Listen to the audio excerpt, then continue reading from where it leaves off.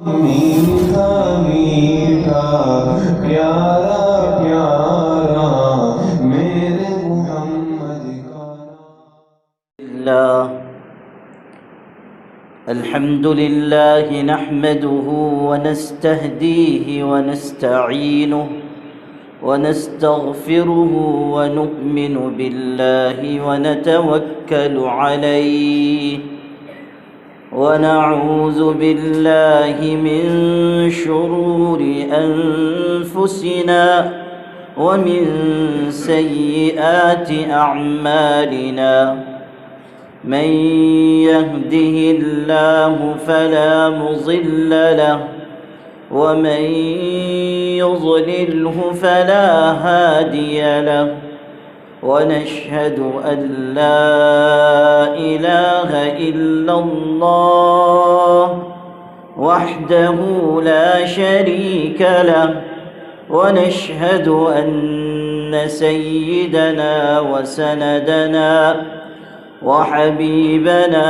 وشفيعنا ومولانا ووسيلة يومنا وغدنا سيدنا وسيد الأولين والآخرين محمدًا عبده ورسوله صلوات الله وسلامه عليه وعلى آله وأصحابه وأزواجه وذرياته ومن تبعهم ودعا بدعوتهم أجمعين أما بعد فأعوذ بالله من الشيطان الرجيم بسم الله الرحمن الرحيم يا أيها الذين آمنوا كونوا أنصار الله كما قال عيسى ابن مريم للحواريين من أنصاري إلى الله قال الحواريون نحن أنصار الله وقال تبارك وتعالى واعتصموا بحبل الله جميعا ولا تفرقوا صدق الله مولانا العظيم وقال النبي صلى الله عليه وسلم تركتكم على البيضاء ليلها كنهارها لا يزيغ عنها بعدي إلا هالك أو كما قال عليه الصلاة والسلام حضرات علماء کرام اور آپ تمام قابل احترام بھائیوں، بزرگوں اور اس بستی کے اور اطراف و اکناف کے غیور مسلمانوں، آج مجھے آپ حضرات کے درمیان حاضر ہو کر بڑی خوشی ہو رہی ہے۔ اس بستی میں اور اطراف و اکناف میں مسلمانوں میں جو دینی شعور ہے اور عبادت کا اور بندگی کا جو ذوق ہے اور نمازوں سے اور مسجدوں سے جو تعلق ہے، وہ اللہ کا بہت بڑا کرم اور اس کی مہربانی ہے۔ اللہ پاک اپنے فضل و کرم سے اس میں خوب برکت نصیب فرمائے، حضرات علماء کرام کی محنتوں کو قبول فرمائے اور تمام مسلمانوں کی طرف سے دین کی خدمت کرنے والوں کو اجر عظیم عطا فرمائے۔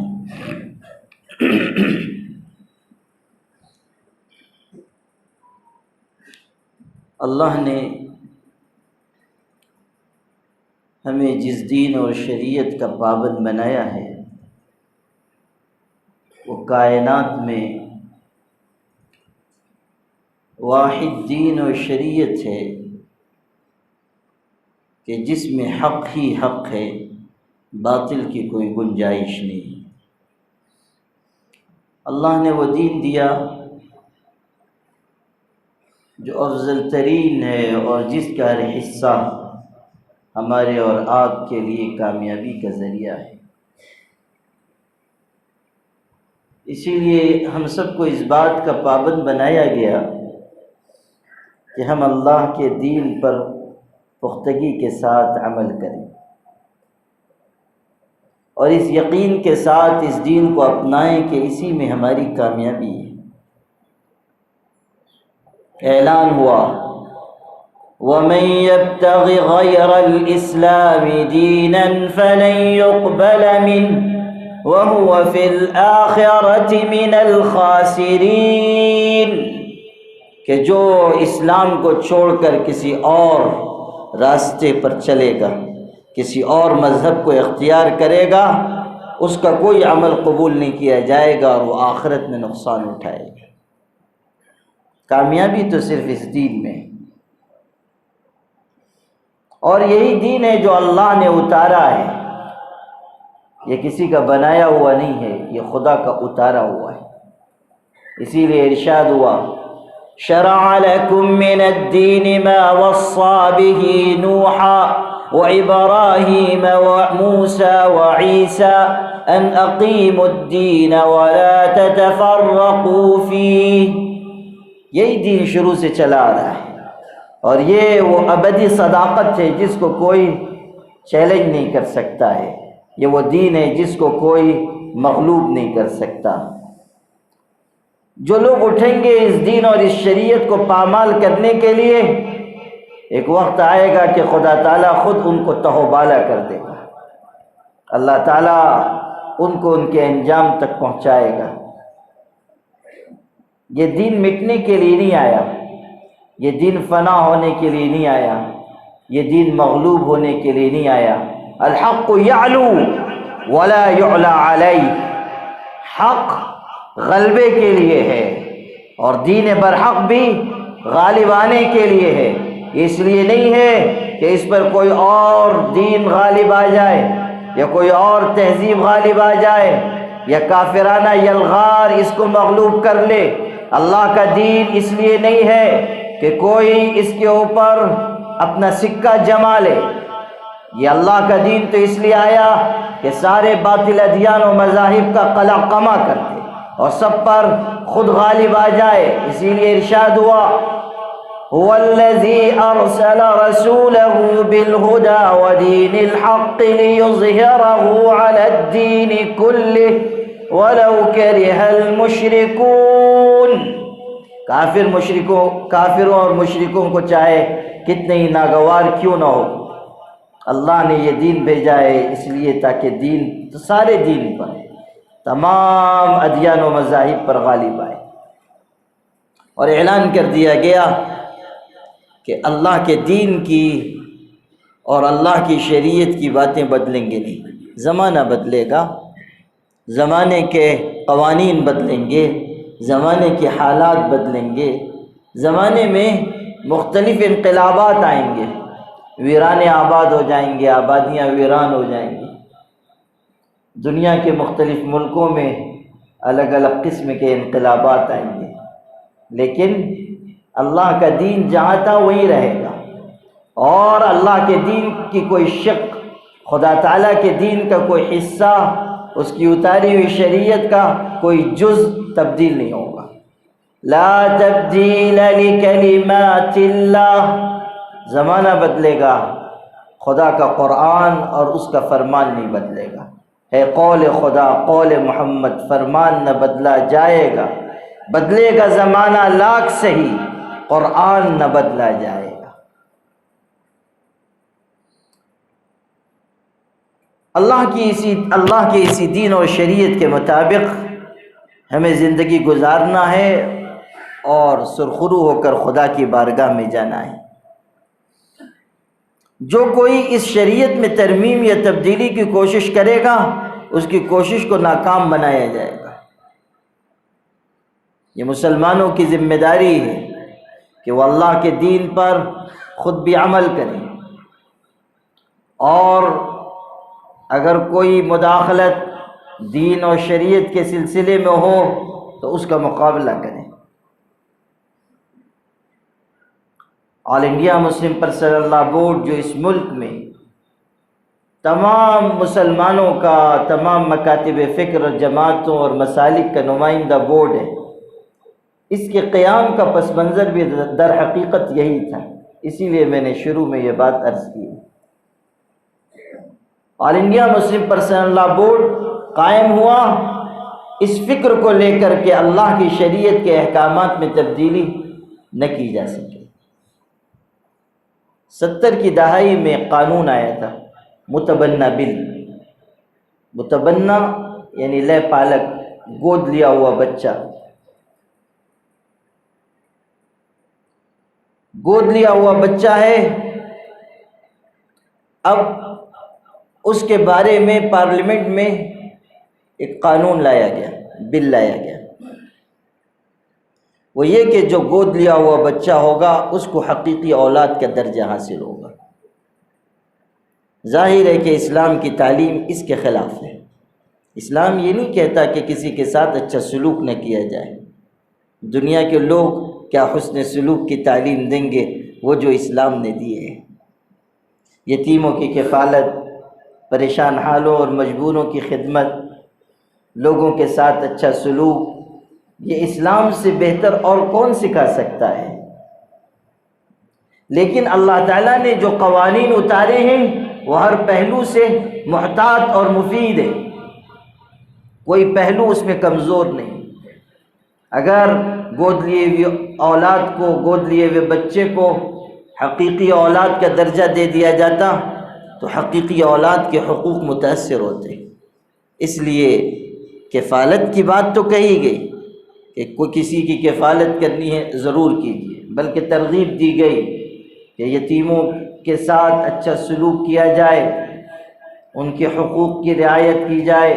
یہاں تک فرمایا کہ جو یتیم کی کفالت کرنے والا ہے جنت میں میرے ساتھ ہوگا۔ حضور صلی اللہ علیہ وسلم ارشاد فرما رہے ہیں انا وکافل الیتیم کہاتین، میں اور یتیم کی کفالت کرنے والا جنت میں ایسے ہوں گے جیسے یہ 2 انگلیاں ہیں۔ شارحین حدیث نے لکھا ہے کہ 2 انگلیوں کا اشارہ کر کے حضور صلی اللہ علیہ وسلم نے نزدیکی بتائی ہے کہ جیسے دونوں انگلیاں نزدیک ہیں اسی طرح میں اور یتیم کی کفالت کرنے والا قریب ہوں گے۔ یا یہ کہ جس طرح ان دونوں انگلیوں میں فرق ہے اسی طرح یتیم کی کفالت کرنے والے کا درجہ کچھ نیچا ہوگا، اور ظاہر ہے کہ حضور صلی اللہ علیہ وسلم تو سب سے اونچے مراتب پر ہوں گے، لیکن یتیم کی کفالت کرنے کی وجہ سے حضور صلی اللہ علیہ وسلم کا قرب اور نزدیکی اس شخص کو حاصل ہوگی۔ کیسی بڑی بات کہی گئی۔ یہ جو اسلام میں ترغیب دی گئی وہ اس لیے تاکہ مسلمانوں کے اندر جذبہ پیدا ہو کہ وہ اپنا مال اللہ کی راہ میں صحیح طریقے سے خرچ کریں۔ یہ نہ ہو کہ جب خرچ کرنے کی بات آئے تو کنجوسی کا دورہ پڑ جائے۔ بہت سے مسلمان ہیں وہ بیچارہ کوئی یتیم خانے کا سفیر چلا گیا، کوئی مدرسے کا سفیر چلا گیا اور جا کے کہہ رہا ہے کہ سیٹھ صاحب ذرا مدد کر دیجئے، مدرسے میں یہ حالات ہیں، یہ حالات ہیں، تو وہ سیٹھ صاحب بیچارے اپنی پریشانی کی داستان بیان کرنے لگ جاتے ہیں اور اتنے مصائب بیان کرتے ہیں کہ وہ مدرسے کا سفیر بھی سوچتا ہے کہ میرے پاس ہی زکوٰۃ کی رقم ہوتی تو ان کو دے دیتا ہے۔ سب سے بڑے مستحق تو یہی معلوم ہو رہے ہیں۔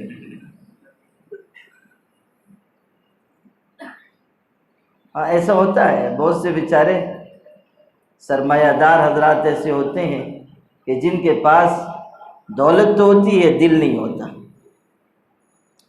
جس کو اللہ دولت دے اسے دل بھی مانگنا چاہیے، اس لیے کہ اگر دولت ہے اور دل نہیں ہے تو پھر دولت وبال جان ہے، آخرت میں حساب دیتے دیتے تھک جائے گا۔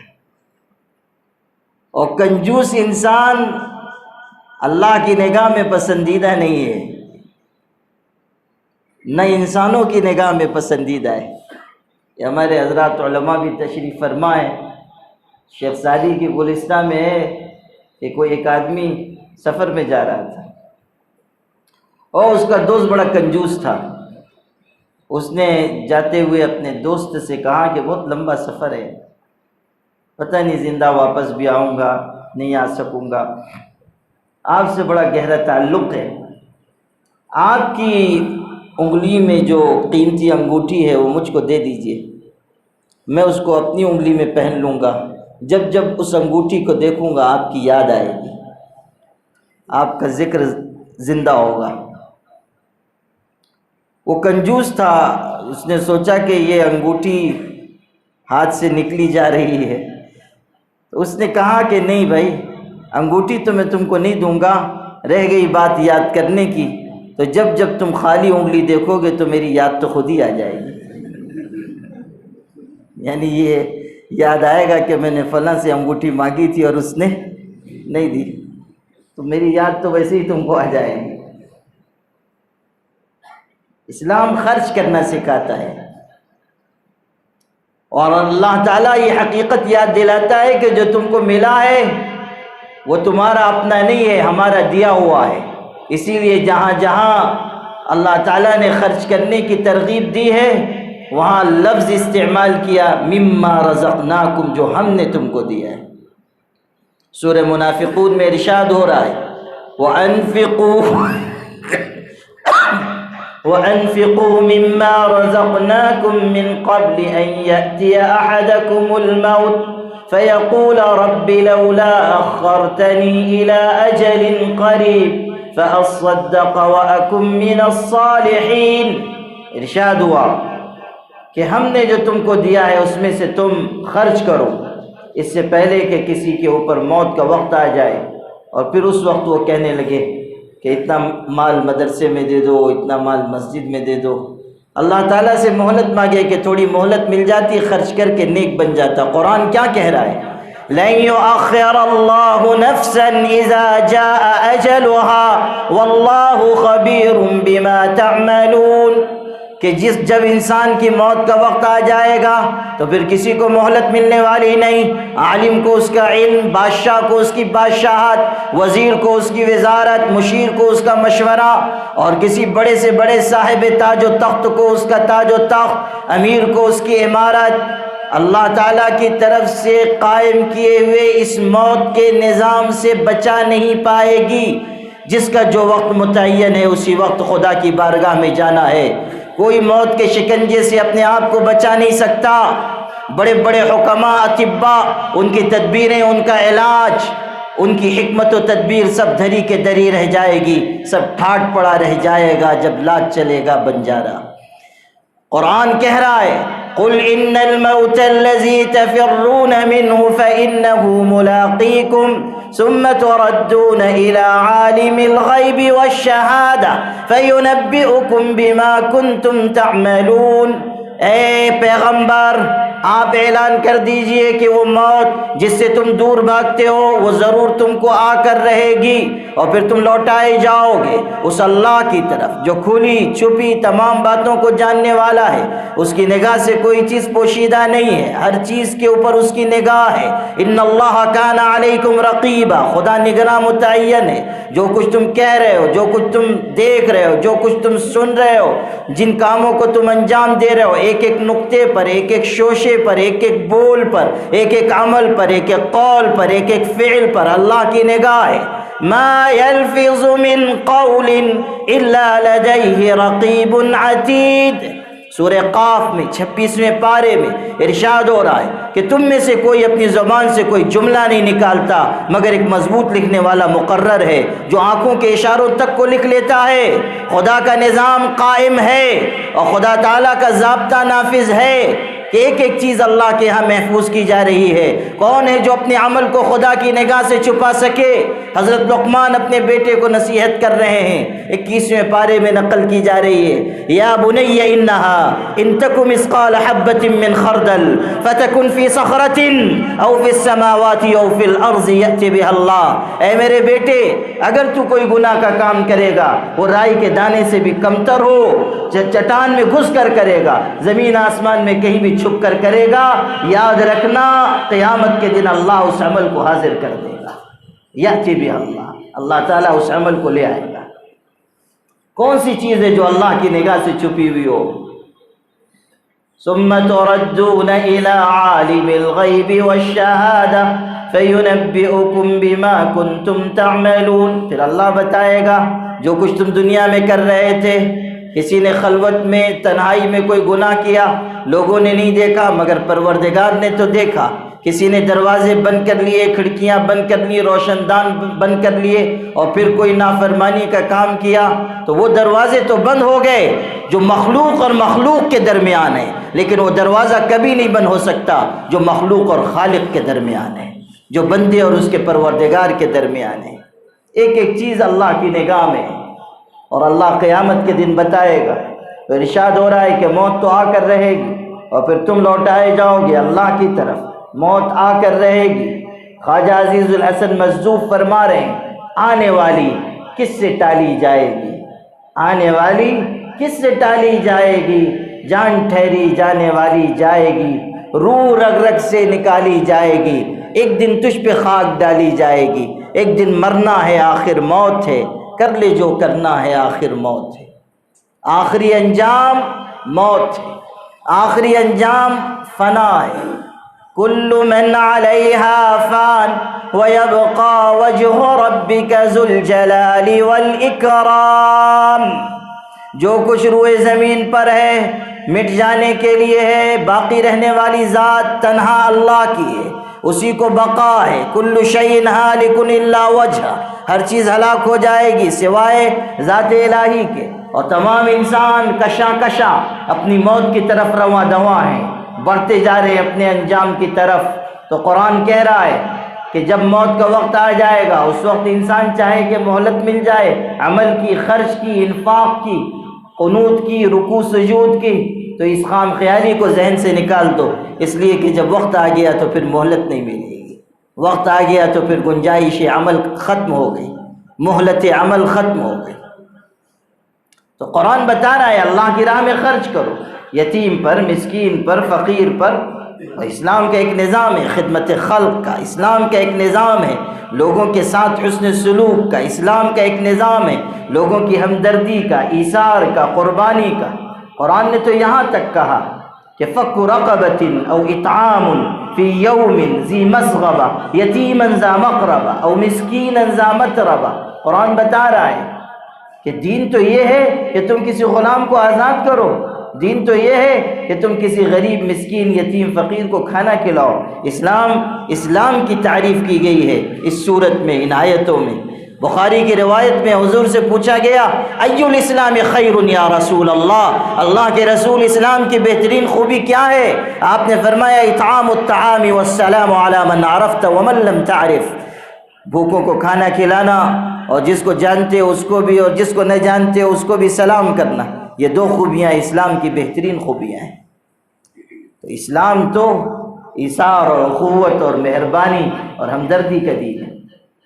تو اگر کوئی لاوارث ہے، کوئی یتیم ہے، کوئی بیچارہ دبا کچلا ہے، اس کو اپنی کفالت میں لے سکتے ہیں، ترغیب دی گئی ہے، لیکن اس کو حقیقی اولاد کے درجے میں نہیں لا سکتے۔ یہ اسلام کی تعلیم ہے۔ سورہ احزاب کی 5 نمبر کی آیت میں ارشاد ہوا ادعوہم لآبائہم هو اقسط عند اللہ، جو جن کے بیٹے ہیں انہی کے نام سے پکارو، اپنا نام نہ لگاؤ۔ کسی نے گود لیا بچے کو اور اب اپنا نام لگا دے ولدیت کے خانے میں کہ یہ میرا بیٹا ہے، اسلام نے منع کیا۔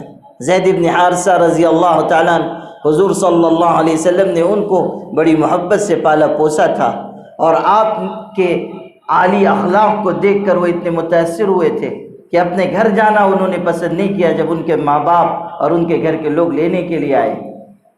وہ غلام تھے، ایک حادثہ پیش آیا، ڈاکوؤں نے ان کو ان کی بستی سے اٹھا لیا تھا، غلام بنا کر بیچ دیا تھا، ہوتے ہوتے حضور تک پہنچے تھے اور آپ نے اپنے پاس رکھا، وہ خدمت کرتے تھے، غلام تھے۔ گھر والوں کو پتہ چلا تو وہ آئے اور انہوں نے کہا ہمارے ساتھ چلو، ہم تمہارے والدین ہیں، چچا بھی تھے، گھر کے لوگ بھی تھے، ہم تم کو اچھی طرح رکھیں گے اور تمہارے مالک جتنی رقم چاہیں گے ہم ادا کر دیں گے۔ آپ غور کیجئے کیسا وقت ہے، ایک طرف حضور ہیں اور ایک طرف خاندان کے لوگ ہیں۔ حضور کی عالی اخلاق پر ہماری جانیں قربان ہو۔ زید ابن حارثہ نے کہا میں اپنے گھر لوٹ کر نہیں جاؤں گا، میں ان کی غلامی کرنا پسند کروں گا، ان کے ساتھ رہوں۔ ماں باپ نے کہا کہ تم آزادی پر غلامی کو ترجیح دے رہے ہو؟ انہوں نے کہا یہ غلامی ایسی ہے جس پہ 100 آزادیاں نثار ہیں، یہیں رہوں گا۔ حضور صلی اللہ علیہ وسلم کو ان کے اس عمل سے اتنی خوشی ہوئی کہ آپ نے ان کا ہاتھ پکڑا اور خانہ کعبہ کے پاس لے کر گئے اور فرمایا کہ زید میرا بیٹا ہے۔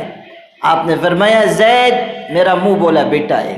لوگ اس کے بعد زید ابن حارثہ کو زید ابن محمد کہنے لگے، زید ابن محمد، اور اس وقت تک کہتے رہے جب تک قرآن کی یہ آیت نہ اتری۔ جب یہ آیت اتری ادعوہم لآبائہم هو اقسط عند اللہ، کہ یہ انصاف کی بات نہیں ہے کہ کسی اور کے بیٹے کے نام کے ساتھ اپنا نام لگا دیا جائے، تب حضور نے اعلان فرمایا کہ اب کوئی زید ابن محمد نہ پکارے، زید ابن حارثہ کہا جائے۔ اسلام کی تعلیمات بالکل واضح ہیں۔ تو اس وقت پارلیمنٹ میں 1970 کی دہائی میں بل پیش ہوا اور اس میں یہ تھا کہ گود لیا ہوا بچہ حقیقی اولاد کے درجے میں، یہ اسلام کی تعلیم کے خلاف تھا۔ اور اس وقت کے جو وزیر قانون تھے انہوں نے یہ بھی کہا تھا کہ یہ یکساں سول کوڈ کی طرف، کامن سول کوڈ کی طرف اٹھایا جانے والا پہلا قدم ہے۔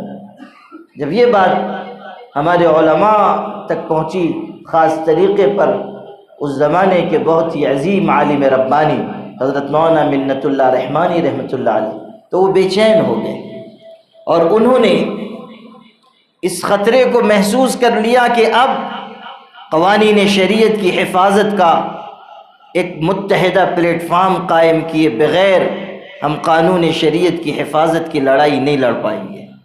چنانچہ انہوں نے دیگر اور علماء کو متوجہ کیا، پورے ملک میں ایک بیداری پیدا کی۔ دارالعلوم دیوبند تشریف لے گئے، حکیم الاسلام قاری طیب صاحب سے ملاقات کی، اور اس کے بعد یہ طے ہوا کہ اس سلسلے میں تمام مسالک کے علماء کو اکٹھا کیا جائے۔ یہ نہ ہو کہ کوئی خاص مسلک صرف اس تحفظ شریعت کے معاملے کو لے کر اٹھے اور مسلمانوں کی اجتماعیت قائم نہ ہو اور اس کا نقصان ہو۔ چنانچہ یہ طے پایا کہ سب مل جل کر ایک متحدہ کوشش کریں، تمام مسلک کے لوگ، تمام جماعتوں کے لوگ، تمام تنظیموں کے لوگ۔ یہ نہ ہو کہ اہل سنت ایک طرف، دیوبندی تبلیغی ایک طرف، اور شیعہ ایک طرف، اور سلفی ایک طرف، اور سب اپنی اپنی 1.5 اینٹ کی مسجد بنائیں۔ ان لوگوں کی فراست ایمانی دیکھی اور دور اندیشی دیکھی۔ چنانچہ تمام مسالک کے لوگوں کو اور قائدین اور علماء کو جمع کرنے کی کوشش شروع ہوئی اور بڑی محنت کی گئی، آسان بات نہیں تھی۔ جو اختلافات ہیں، جو آپس میں دوریاں ہیں، ان کے باوجود لوگوں کو اکٹھا کرنا آسان نہیں ہے، اس لیے کہ مسلمان چاہے کسی بھی چیز میں کمزور ہوں، اختلاف کرنے میں بہت مضبوط ہیں، اور الحمدللہ ہمارا جوش ایمانی ایسے وقت خوب ابھرتا ہے۔ جب اختلاف کی بات آتی ہے، آپس میں انتشار کی بات آتی ہے، تو سبحان اللہ، پھر ہماری بہادری، پھر ہمارا جوش، پھر ہماری طاقتیں، پھر صلاحیتیں سب عروج پہ آ جاتی ہیں۔ مسلمانوں کے مختلف طبقات کو اکٹھا کرنے کی کوشش شروع ہوئی اور بڑی محنت کی گئی، بڑی کوششیں کی گئی، اور اللہ ہمارے بزرگان دین اور اکابرین کی قبروں پر رحمتوں کی بارش برسائے کہ انہوں نے اپنے آپ کو انانیت سے الگ کر کے تواضع اور انکساری کے ساتھ اس تحفظ شریعت کے کارواں کو بنانے کے لیے ایک ایک دروازے پہ دستک دی، خود چل کر گئے۔ میرے مرشد گرامی حضرت مولانا سید محمد ولی صاحب رحمانی رحمۃ اللہ علیہ اس وقت جوانی کی عمر میں تھے جب مسلم پرسنل لاء بورڈ قائم ہو رہا تھا۔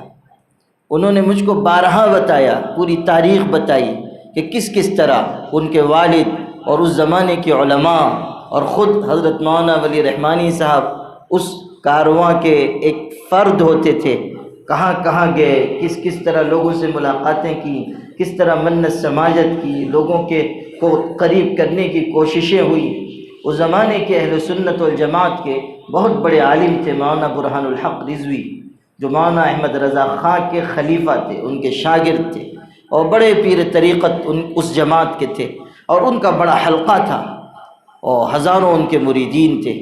وہ مدھیہ پردیش میں ہوتے تھے، جبل پور میں۔ ان کو خط لکھا گیا اس کنونشن کے لیے جو بمبئی میں ہو رہا تھا دسمبر 1972 میں۔ یہ آپ کے یہاں کے یہاں یہ ہمارے بزرگ ہیں نا، کیا نام ہے یہ ہمارے بزرگ کا؟ حاجی عبد الرحمن صاحب، یہ اس کنونشن میں شریک ہوئے تھے۔ دسمبر 1972 میں کنونشن ہوا تھا بمبئی میں، اور تمام ملک کے قائدین، علماء اور خدام دین سب اکٹھا ہوئے۔ تو اس کنونشن کے لیے خط لکھا گیا تھا مولانا برہان الحق کو۔ ظاہر ہے کہ ان کی شرکت ایک بڑی جماعت کی، ایک بڑے مسلک کی شرکت تھی، لیکن انہوں نے جواب نہیں دیا۔ پھر دوبارہ خط لکھا گیا، تب بھی انہوں نے جواب نہیں دیا۔ تیسری مرتبہ خط لکھا گیا، پھر جواب نہیں آیا۔ تو مولانا منت اللہ رحمانی رحمۃ اللہ علیہ نے حکیم الاسلام مولانا قاری محمد طیب صاحب سے کہا کہ اگر وہ نہیں تشریف لائیں گے تو ہماری یہ کوشش کامیاب نہیں ہو پائے گی، ملت کا ایک طبقہ کٹ جائے گا، مسلمانوں کا ایک حلقہ کٹ جائے گا، اس لیے ہمیں خود چلنا چاہیے۔ چنانچہ دونوں بزرگ سفر کر کے جبل پور پہنچے، مدھیہ پردیش پہنچے، اور ایسے وقت گئے کہ جب ان کی مجلس لگی ہوئی تھی، عصر کی نماز کے بعد کا وقت تھا، لوگ بیٹھ چکے تھے، چپل جوتے رکھنے کی جگہ خالی تھی، یہ دونوں بزرگ وہاں بیٹھ گئے۔ تواضع دیکھیے، عاجزی دیکھیے، انکساری دیکھیے۔ حالانکہ دونوں کس پائے کے علماء تھے، شیخ طریقت تھے، کس خانوادے کے فرد تھے۔ حضرت مولانا منت اللہ رحمانی رحمۃ اللہ علیہ تو خانوادہ سادات میں سے تھے، حسنی حسینی سید تھے، اور حضرت شیخ عبد القادر جیلانی کی اولاد تھے، اور ان کے والد حضرت مولانا محمد علی منگیری ندوۃ العلماء کے بانی تھے، اور عظیم شیخ طریقت اپنے زمانے کے تھے، اور حضرت حکیم الاسلام قاری طیب صاحب رحمۃ اللہ علیہ حضرت نانوتوی کے پوتے تھے، بانی دارالعلوم دیوبند کے پوتے ہیں، اور خود کتنے بڑے عالم، کتنے بڑے شیخ طریقت، حضرت تھانوی رحمۃ اللہ علیہ کے خلیفہ ارشد۔ وہ بیٹھ گئے جوتے چپل رکھنے کی جگہ۔ جب مجلس ختم ہوئی اور لوگ مصافحہ کرنے لگے تو ان دونوں بزرگوں نے بھی قطار میں لگ کر مصافحہ کیا۔ کوئی امتیاز نہیں، یہ نہیں کہ کہلواتے کہ ہم فلاں آئے ہوئے ہیں اور ہمارا استقبال کیا جائے اور ہماری شان میں قصیدے پڑھے جائیں، یہ نہیں، قطار میں لگ کر مصافحہ کیا۔ تو چونکہ اجنبی چہرے تھے تو مولانا برہان الحق صاحب نے پوچھا کہ آپ دونوں کون ہیں؟ وہ نام تو جانتے تھے لیکن شکل سے آشنا نہیں تھے، تو پوچھا آپ دونوں کون ہیں؟ تو مولانا منت اللہ صاحب نے کہا کہ میں منت اللہ رحمانی ہوں، خانقاہ رحمانی منگیر بہار سے آیا ہوں، اور یہ حکیم الاسلام قاری محمد طیب صاحب ہیں، دارالعلوم دیوبند کے محتمم۔ وہ نام تو اچھی طرح جانتے تھے، اکرام میں کھڑے ہو گئے، وہ بھی بڑے عالم تھے، احترام کیا اور عزت سے بٹھایا۔ پھر پوچھا آپ دونوں کیسے تشریف لائے؟ تو حکیم الاسلام قاری محمد طیب صاحب نے یہ حصہ دھیان سے سنیے گا۔ حکیم الاسلام قاری طیب صاحب جیسی عظیم شخصیت نے اپنی ٹوپی اتار کر ان کے پیر میں ڈال دی اور کہا کہ اس ملک میں تحفظ شریعت کی بھیک مانگنے آئے ہیں، اس ملک میں تحفظ شریعت کی بھیک مانگنے آئے ہیں۔ بس یہ عمل دیکھ کر مولانا برہان الحق صاحب رو پڑے۔ وہ بھی عالم تھے، آنکھوں میں آنسو آ گئے۔ انہوں نے ٹوپی اٹھا کر عزت سے ان کے سر پر رکھی اور کہا کہ مجھ کو آنے میں کچھ تکلف تھا، کچھ اشکالات تھے، لیکن آپ لوگوں کی تواضع دیکھ کر اور آپ لوگوں کے دل کا جذبہ دیکھ کر اب مجھ کو کوئی اشکال باقی نہیں رہا۔ آپ لوگ اطمینان سے جائیے، میں اپنی جماعت کے ساتھ اس اجلاس میں شریک ہوں گا۔ چنانچہ وہ تشریف لائے، بہترین تقریر کی، اور جب یہ نوبت آئی کہ مسلم پرسنل لا بورڈ قائم کیا جا رہا ہے اور اب اس کی صدارت کسی کو دینی ہے، تو ظاہر ہے کہ ہر مسلک کے لوگ ہیں، ہر جماعت کے لوگ ہیں، تو اب اختلاف ہو سکتا تھا۔ تو اس وقت مولانا برہان الحق صاحب نے کھڑے ہو کر کہا کہ اس بزم کو جن لوگوں نے بڑی محنت سے سجایا ہے، سچی بات یہ ہے کہ صدارت انہی کو دی جانی چاہیے، اس لیے میں اپنی طرف سے اس بورڈ کی صدارت کے لیے قاری محمد طیب کا نام پیش کرتا ہوں۔ آپ غور کیجیے، دوسرے مسلک کے آدمی ہیں، اتنے بڑے عالم اور شیخ طریقت ہیں، لیکن انہوں نے صدارت کے لیے قاری محمد طیب صاحب رحمۃ اللہ علیہ کا نام پیش کیا، اور پھر بورڈ اپریل 1973 میں قائم ہوا، حیدرآباد میں اس کی باضابطہ تشکیل ہوئی، اور اس لیے قائم کیا گیا تاکہ اللہ کی شریعت کی حفاظت کی خدمت اس ملک میں انجام دی جا سکے۔ مسلم پرسنل لاء بورڈ کا سب سے بڑا کام، سب سے اولین کام، سب سے بنیادی کام تحفظ شریعت ہے، حفاظت شریعت۔ کہیں سے کوئی مداخلت ہو، کہیں سے قانون شریعت میں ترمیم کی کوئی کوشش ہو، اس کو روکنا، یہ مسلم پرسنل لاء بورڈ کا کام ہے۔ اور اس کے لیے کبھی تحریک چلائی جاتی ہے، کبھی احتجاج کیا جاتا ہے، کبھی قانونی لڑائی لڑی جاتی ہے، کبھی مقدمات کیے جاتے ہیں، کبھی ہائی کورٹ میں، کبھی سپریم کورٹ میں قانونی پیروی کی جاتی ہے، کروڑوں روپے کے اخراجات ہوتے ہیں، بہترین وکلاء کھڑے کیے جاتے ہیں، بہترین شرعی اور قانونی ضابطے کے مطابق کیس لڑا جاتا ہے، اور الحمدللہ کہ بہت سارے مرحلوں میں اللہ نے مسلم پرسنل لاء بورڈ کو کامیابی عطا کی ہے۔ اس کی بہت لمبی تاریخ ہے، مساجد پہ وار ہوا، مدارس پہ وار ہوا، مقابر پہ وار ہوا، طلاق ثلاثہ کے سلسلے میں، اس سے پہلے نفقہ مطلقہ کے سلسلے میں جو شاہ بانو کیس چلا تھا، آپ میں سے جو کچھ عمر کے ہیں ان کو معلوم ہوگا، 1985-86 میں شاہ بانو تحریک پورے ملک میں مسلم پرسنل لاء بورڈ نے چلائی تھی، اور پورے ملک میں ایک ہنگامہ برپا ہو گیا تھا، اور حکومت وقت کو بھی یہ پیغام چلا گیا تھا کہ مسلمان سب کچھ برداشت کر سکتا ہے مگر شریعت میں مداخلت نہیں برداشت کر سکتا، اور حکومت کو اس زمانے کی کانگریسی گورنمنٹ کو رات کے 3 بجے پارلیمنٹ کا اجلاس بلوا کر اس قانون میں ترمیم کرنی پڑی تھی۔ یہ آپ کی طاقت، آپ کے احتجاج کا اثر تھا، اور مسلم پرسنل لاء بورڈ کی تاریخی کامیابی تھی۔ اللہ تعالیٰ نے اس مسلم پرسنل لاء بورڈ کے ذریعے مختلف محاذوں پر اس ملت اسلامیہ کو فائدہ پہنچایا ہے، اور قانون شریعت کی حفاظت کا اس ملک کے مسلمانوں کا یہ سب سے متحدہ اور مشترکہ پلیٹ فارم ہے۔ اس میں تمام مسالک کے لوگ ہیں، تمام جماعتوں کے ہیں، جمعیت علماء ہو، جماعت اسلامی ہو، اہل سنت والجماعت ہو، شیعہ ہوں، بہرا ہوں، یا ملی کونسل ہو، مسلم مجلس مشاورت ہو، جتنی بڑی چھوٹی تنظیمیں ہیں ان سب کا اس میں اشتراک ہے۔ اور یہ ایک ایسا پلیٹ فارم ہے کہ آپ اگر اس کی مثال مسلم ملکوں میں بھی ڈھونڈنے کے لیے نکلیں گے تو آپ کو مثال نہیں ملے گی۔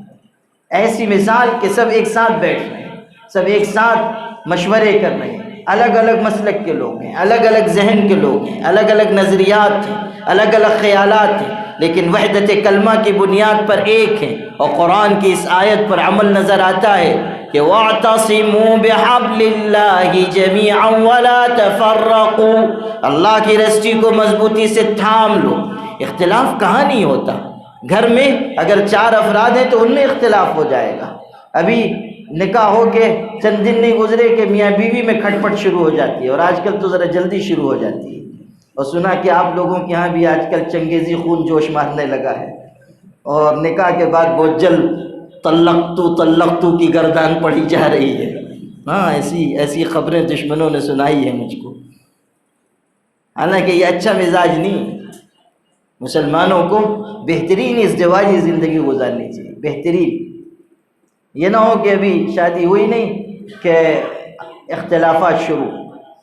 اچھا، ایک اور مسئلہ ہے، آج کل چونکہ عورتوں کے ذہن بنے ہوئے نہیں ہیں، تو جہاں شادی ہوئی وہ جو بیچاری خاتون ہے، یعنی جو گھر کی سربراہ خاتون ہے، جس کو آج کل کی زبان میں ساس صاحبہ کہا جاتا ہے، جہاں جب تک سانس ہے اس وقت تک ساس ہے، یہ بہو کا ارشاد عالی شان ہے۔ تو یہ جو ہے، یہ بیچاری پہلے تو بڑے چاو ارمان سے ڈھونڈ کے لاتی ہے بہو، اور جہاں شادی ہوئے 2-3 ہفتے ہوئے کہ بس رسہ کشی گھر میں شروع ہو جاتی ہے۔ ایک طرف وہ نئی نویلی دلہن ہے، دوسری طرف یہ مجھی ہوئی مشاق جہاں دیدہ سرد و گرم چشیدہ ساس صاحبہ ہیں، دونوں طرف، اور دونوں طرف محاذ پر قائم ہو جاتا ہے۔ اور ادھر یہ ہے کہ میں مالک ہوں اس لیے کہ میں بیوی ہوں، اور ادھر یہ ہے کہ میں ماں ہوں، میرا بیٹا کماتا ہے، میں مالک ہوں۔ یہ بھی مالک وہ بھی مالک، بیچ میں جو پستا ہے وہ عبد المالک، وہ بیچارہ شہید ہوتا ہے دونوں طرف سے، وہ ادھر جھکتا ہے تو یہ ناراض، ادھر جھکتا ہے تو وہ ناراض، ماں کی طرف جھکے تو بیوی کی لال پیلی آنکھیں دیکھتا ہے، اور اگر بیوی کی طرف جھکے تو ماں یہ ارشاد فرماتی ہے کہ کبھی تجھ کو دودھ نہیں بخشوں گی۔ عجیب صورتحال ہے۔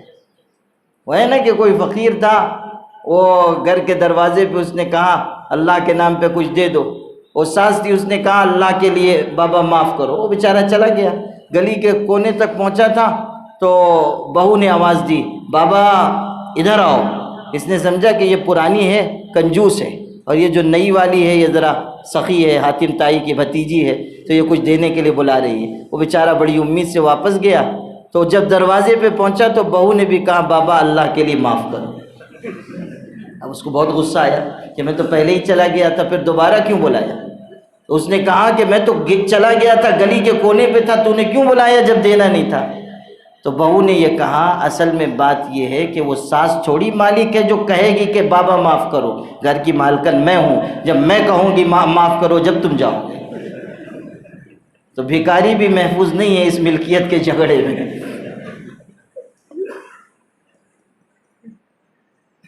تو اختلاف تو ہوگا، اختلاف تو گھر میں ہو جاتا ہے، اختلاف میاں بیوی کے درمیان ہو جاتا ہے، اختلاف ذہنوں اور ذہانتوں کے فرق کی وجہ سے ہو جاتا ہے، رائے کے فرق کی وجہ سے ہو جاتا ہے، کہاں نہیں ہوتا۔ لیکن اختلاف کے باوجود اتفاق کا راستہ ڈھونڈ نکالنا یہ ہماری کامیابی ہے، اور آل انڈیا مسلم پرسنل لا بورڈ اسی کا ایک علامتی نشان ملک میں ہے۔ اختلافات اپنی جگہ ہیں، لیکن سب ایک ساتھ بیٹھ جائیں اور سب مشترکہ حل تلاش کریں ملی مسائل کا، سب آپس میں گفتگو کریں کہ اس مسئلے کو کیسے حل کیا جائے گا، شریعت میں مداخلت ہو رہی ہے کیسے روکا جائے گا۔ آپ نے دیکھا کہ جب خواتین کی بڑی ہمدردی ظاہر کی جانے لگی کہ خواتین بیچاری پریشان ہیں، اچھا وہ حضرات زیادہ پیش تھے جن کی اہلیہ محترمہ زیادہ پریشان ہیں، جی ہاں، جو کہہ رہے تھے بھئی آپ تو جانتے ہیں نا، اس زمانے میں نے کئی بڑے بڑے جلسوں میں کہا تھا کہ جن لوگوں کو مسلمان عورتوں کی ہمدردی ستا رہی ہے وہ ان لاکھوں لاکھ معلقہ ہندو خواتین کی فکر کریں جن کو چھوڑ کر ان کے شوہر چلے گئے ہیں، نہ رکھتے ہیں نہ آزاد کرتے ہیں۔ ان کے ہاں تو یہ بھی نہیں ہے کہ طلاق دے دو چھٹی کرو، ہمارے ہاں تو یہ ہوتا ہے کہ میاں بیوی نکاح کرتے ہیں، شوہر جب جی میں آتا ہے طلاق دے دیتا ہے۔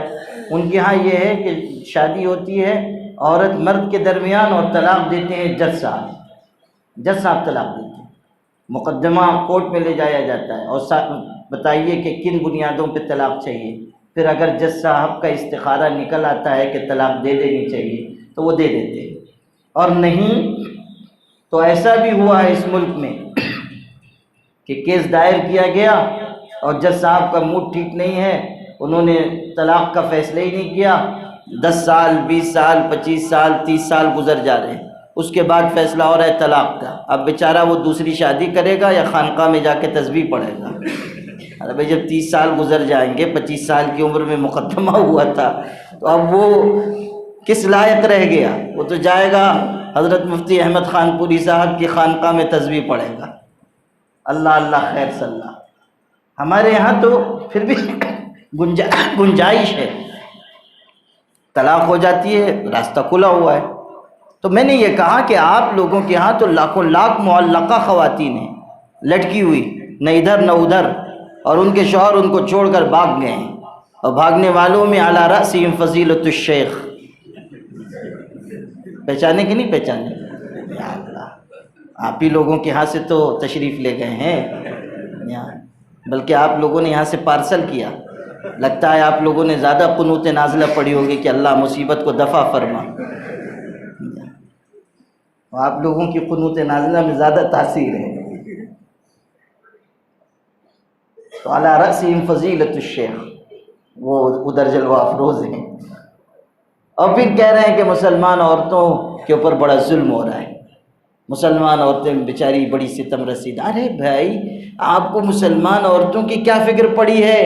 آپ اپنا محلہ دیکھیے نا، وہاں کتنا ظلم ہو رہا ہے، وہاں کتنا ستم ہو رہا ہے. عورتیں کہہ رہی ہیں بیویاں کہ ہم کو لے چلو، ہم کو لے چلو، ان کو نہیں لے جا رہے ہیں اور یہاں مداخلت کر رہے ہیں. تو جب یہ بات آئی تھی تو مسلم پرسنل لاء بورڈ نے اس کے خلاف تحریک چلائی، اور آپ کو سن کر حیرت ہوگی کہ دستخطی مہم چلائی گئی کہ مسلمان عورتیں اسلامی شریعت کے ساتھ ہیں، اور پورے ملک میں اتنے زبردست پیمانے پر یہ دستخطی مہم چلی کہ 3.25 کروڑ دستخط جمع ہوئے، اور حکومت کے سامنے پیش کر دیے گئے کہ یہ جو آپ کہہ رہے ہیں کہ عورتیں کہہ رہی ہیں کہ ہمیں طلاق کا قانون پسند نہیں ہے، یہ جھوٹ ہے. اور سچائی یہ ہے کہ مسلمان عورتیں اسلامی قانون کے ساتھ ہیں، اسلامی شریعت کے ساتھ ہیں. تو مسلم پرسنل لاء بورڈ کا یہ بہت بڑا کام ہے تحفظ شریعت کا، اور اس کی میں اور تفصیل بیان کرتا، لیکن مجھ کو آپ کے سامنے دوسرے اہم حصے کو بھی بیان کرنا ہے، اس لیے اس سے آگے بڑھیے. مسلم پرسنل لاء بورڈ کا ایک اور بڑا کام ہے وحدت و اجتماعیت کا، یعنی مسلمانوں کو جوڑ کر رکھنا، مسلمانوں کو آپس کے اختلافات سے بچانا، جہاں تک ہو سکے انتشار سے، جھگڑے سے حفاظت کرنا. دین تو آیا تھا جوڑنے کے لیے، دین آیا تھا جوڑنے کے لیے، محبتیں تقسیم کرنے کے لیے، آپس میں الفت، محبت اور مودت کے رشتے قائم کرنے کے لیے. قرآن میں کہا نا والمؤمنون والمؤمنات بعضهم اولیاء بعض یأمرون بالمعروف وینہون عن المنکر. مسلمان مرد، مسلمان عورتیں آپس میں ان کی دوستی ہے، ایک دوسرے سے تعلق رکھیں گے، ایک دوسرے سے محبت کریں گے، ایک دوسرے کی مدد کریں گے. ایک اجتماعیت سارے عالم کے پیمانے پر قائم کی گئی ہے. ایک تو ہوتا ہے خون کا رشتہ، ایک ہوتا ہے نسب کا رشتہ، اور ایک رشتہ ہے کلمے کا اور دین و ایمان کا. بہت مرتبہ خون کا اور نسب کا رشتہ دب جاتا ہے، لیکن اللہ نے جو اخوت ایمانی کا رشتہ رکھا ہے وہ قائم رہتا ہے. اور وہ ایسا رشتہ ہے کہ جو ہندوستان کے مسلمان کو افریقہ اور برازیل کے جنگلوں میں پائے جانے والے مسلمان کے بازو میں کھڑا کر کے دونوں کو آپس میں بھائی بھائی قرار دیتا ہے. یہ اسلام کا اور دین کا رشتہ ہے. حضور صلی اللہ علیہ وسلم ہجرت کر کے مکے سے مدینہ گئے تو آپ صلی اللہ علیہ وسلم نے مہاجر صحابہ کو انصار صحابہ کے ساتھ کھڑا کر دیا. ایک مہاجر کا ہاتھ دوسرے انصاری کے ہاتھ میں دے دیا اور دونوں طبقوں کے درمیان اخوت قائم کی اور فرمایا ہؤلاء اخوانکم فی الدین، یہ دین کے رشتے سے تمہارے بھائی ہیں، دین کے رشتے سے تمہارے بھائی. حضور صلی اللہ علیہ وسلم نے بتایا کہ یہ دین